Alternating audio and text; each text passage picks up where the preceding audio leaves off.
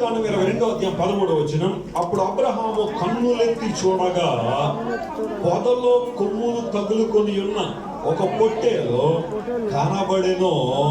అబ్రహాము వెళ్ళి ఆ పొట్టేలును పట్టుకొని, స్తోత్రం చెప్పండి ఒకసారి హల్లెలూయా. అబ్రహాము వెళ్ళి ఆ పొట్టేలును పట్టుకున్నాడా లేదా ఇంకో దాన్ని ఏదైనా పట్టుకున్నాడా? The Spirit of the Lord is talking to us something very, very, very important here. Whatever the Lord has given you, take it. మీకు అర్థమవుతుందని చెప్తుంది. దేవుడు నీకు ఇచ్చిన దాన్ని నువ్వేం చేయాలా? తీసుకోవాలి. అది అర్థం.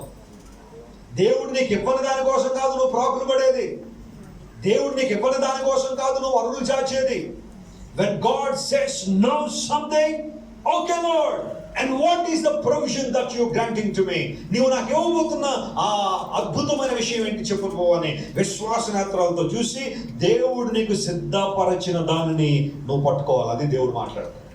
కొంతమంది ప్రాకులాట అంతా ఏంటంటే వారికి ఇవ్వని దర్శనం కోసం ప్రాకులాట, వారికి ఇవ్వని బాధ్యత కోసం ప్రాకులాట, వారికి ఇవ్వని రిసోర్సెస్ కోసం ప్రాకులాడడం మనిషికి ఎక్కువ అలవాటు అయిపోయింది. అక్కడే డిసప్పాయింట్మెంట్ చాలా మందికి రావడానికి.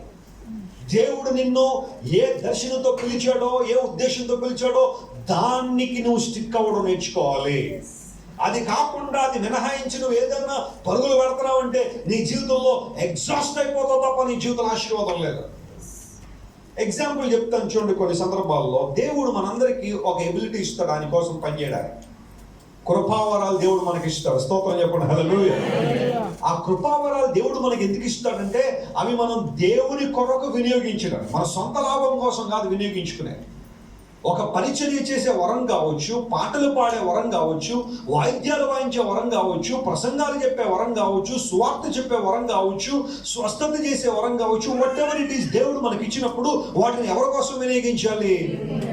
ఈ రోజుల్లో పరిస్థితి ఎలా ఉందంటే దేవుడు మనకిచ్చిన వరం ఏంటో తెలుసుకోకుండా ప్రక్క వాళ్ళని చూసి వాతలు పెట్టుకోవడం ఎక్కువైపోయింది. మనకు లేని దానికోసం ఆశపడడం ఎక్కువైపోయింది. ప్రభువా నాకు అది ఉంటే నేను ఎంత అద్భుతంగా చేసేవాడిని ఆ సువార్త సేవ. వెస్లీ గారిలో నాకు